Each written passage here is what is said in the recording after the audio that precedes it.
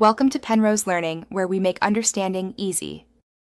You start by making a lives variable and assigning it to all sprites so it's easy to read and change.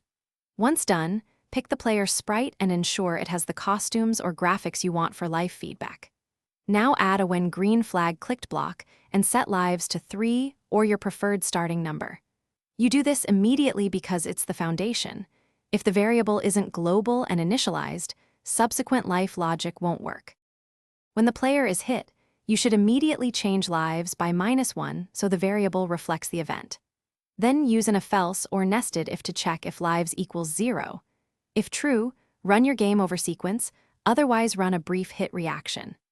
Make sure to include sound or a costume change to signal a lost life, and add a short wait or invincibility timer so multiple hits don't subtract several lives at once. This shields gameplay and makes life loss clear.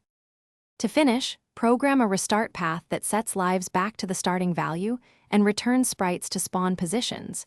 Use broadcast messages for clean state resets. Update your UI to show current lives and hide life-related controls when the game is over so players see a clear end state. If something breaks, check variable scope, must be for all sprites, ensure you don't have duplicate scripts reducing lives twice, and verify event order so the hit detection runs after you reset in. Thanks for watching. If this was helpful, leave a like and consider subscribing. See you next time.